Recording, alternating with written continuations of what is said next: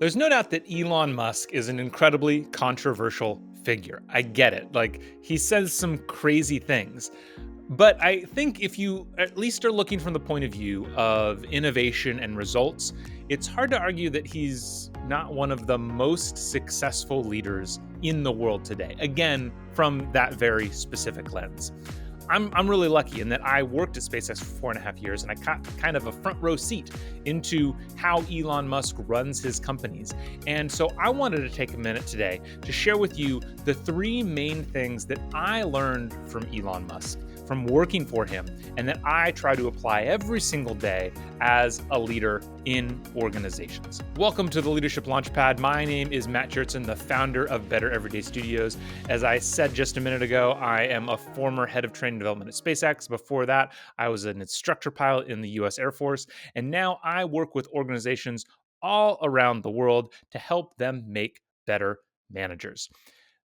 Like I said at the beginning, Elon Musk is a controversial figure, but there's a lot we can learn if we look at even the most controversial of figures. And there are three specific lessons that I want to cover today because I think they can be useful in almost any context. The first lesson that I learned from Elon Musk is this phrase, which I absolutely love, that he says a lot: the best part is no part. The story of this goes back to the beginnings of Starlink, the internet satellite constellation that now is, massive and, has over 7,000 satellites orbiting the Earth. But when it first started, the satellites were a whole lot different. The very first prototypes of the Starlink satellites, which were called Tin A and B, were, almost the size of a car. Like they were really big, bulky things. And it looked like, if I remember correctly, SpaceX was going to be able to launch about 8 of them in any given launch. Those two were launched. They learned a lot. And then the whole Starlink program went through a massive refresh. And the satellites that ended up getting launched looked completely different. Instead of being the size of a car, they were about the size of a small table. And instead of launching 80 of them, they were launching 40 of them at a time. Like they were launching just tons and tons of these satellites every single launch. And it was because of this one phrase that Elon kept repeating again and again: the best part is no part, because every part has the chance to fail. Every part has weight associated with it. We're not here to just put stuff up into orbit. We're here to bring internet to the world. And so we should be always trying to do that in the simplest way possible. So you're probably telling me or saying to me, "Hey, Matt, that's great. That's a neat phrase. I'm not an engineer. I'm not a technician building things. What does this mean to me?" The way I always like to think about this is I just replace the word part with something else. One of my favorites is always: the best document is no document. Because if you've been in any organizations like me, or companies produce documents out of their ears. Like there's just always another company document, company policy. They seem to just be all over the place. And yet, unless you work at a publishing company, your goal should never be to make a document, right? You should always be trying to only make documents if it's absolutely necessary for the conclusion of whatever project you're working on, right? The document is never the ends, it's a means to an end. And the same thing too in my world of learning and development. The best course is no course. I know learning and development leaders out there who joke that they spend the majority of their time trying to convince managers and leaders out in the company that whatever problem they're bringing to them as a learning problem isn't actually a learning problem. And that's true. Anybody in our industry will know the majority of the time, a course isn't what you need. There's some other intervention that is going to be much more effective. And so we should always be trying to say, no, no, no, no. The best course is no course. Let's find some other thing. Let's have a manager intervention, do some performance management on this. Let's introduce a new policy, or I'm sorry, or a new process. We should only make courses when we know for sure that that is the root of the problem.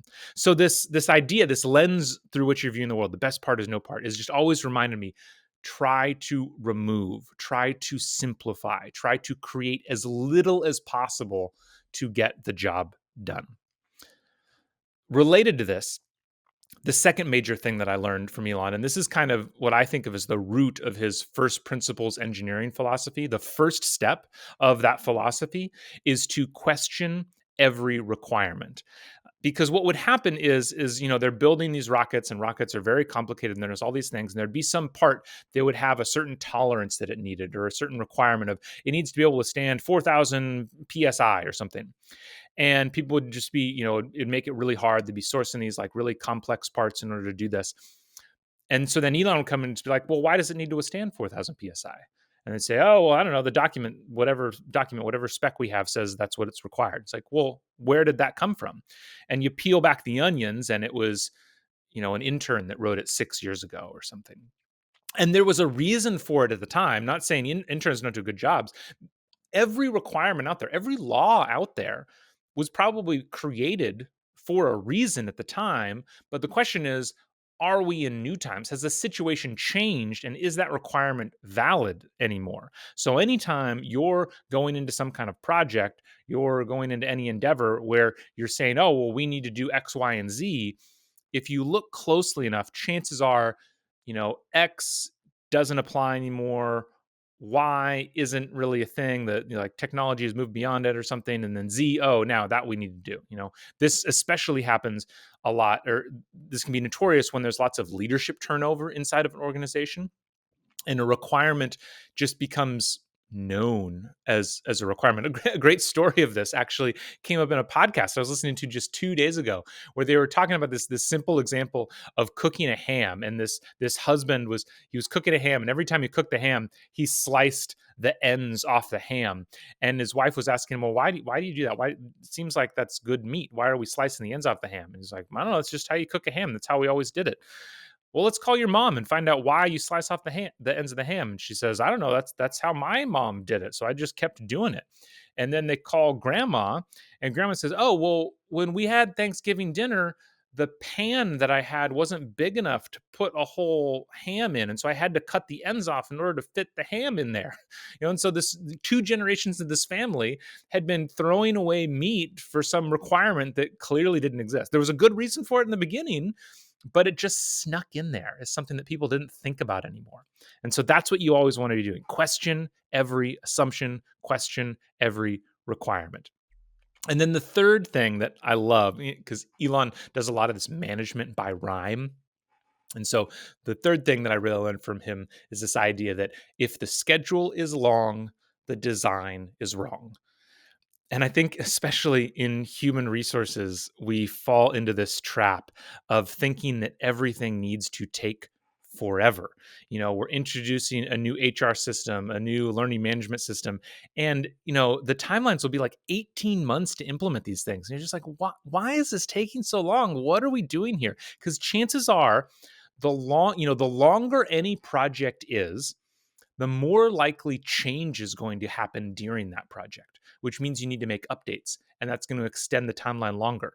And so then more changes happen, and you need to make updates, and you extend the timeline a little bit longer. If the timeline is long, the design is wrong. Instead of just letting things take as long as we think they're going to take, let's put caps on this. Some of the most successful companies in the world do this by what they do is they say, we have to ship something every 6 weeks or every 4 weeks or whatever their cycle is. And everything needs to fit within those buckets. That doesn't mean every project can be done in one go. Maybe you have to break it up. But if you're just assuming that something's going to take 6 months, 12 months, whatever it is, you're just not going to be moving at the pace of the business anymore. And so when you start to have a project that just starts to look like it's getting longer and longer and longer, you should always be thinking, okay, how can I break this up? What requirement can I get rid of? How can we reframe this thing? How can we break this into chunks where we're blocking out, the development of the project? Always trying to think through, how can we make this shorter? Because the world's changing. The world is obviously changing faster than ever. And so these long projects just mean that chances are you're honestly never going to finish, if we're really honest with ourselves. And there's been plenty of projects that I've been involved with, big change management projects, that ended up just never really getting done. And the project just kind of got canceled because the timelines just kind of ended up being infinite. And that's what you want to avoid. So yeah, I get it. Elon says a lot of crazy things, especially on X, Twitter. There's all kinds of crazy memes that he's always sharing. It's kind of, he doesn't have much of a filter between his brain and his fingers typing on his phone. But he, or at least his companies, have been incredibly successful in some very difficult situations. And so I think anytime there's somebody like that out in the world, there's things that we can learn from them. And since I had the privilege of working for them, working at them and with and for him, there's some really interesting things that you can learn. The first one, just this idea that the best part is no part. We should only be making things that are absolutely necessary. Question any requirement. And then if the timeline is long, the design is wrong. I'll never forget those three phrases. They're always kind of in the back of my mind as I think about building better everyday studios, implementing a project with an organization, working with any new company. So I find it really helpful day to day as a leader. I hope you will too. And I hope to see you next time on the Leadership Launchpad. Thank you so much for listening to today's show. If you are looking for help turning your organization's great engineers into great managers, me and my team at Better Everyday Studios would love to help. We deliver targeted and interactive training workshops that are designed to help build the 3 fundamental skills of any new manager: building trust, giving feedback, and setting goals. Reach out to me through matt@bettereverydaystudios.com so we can start making your organization better every day.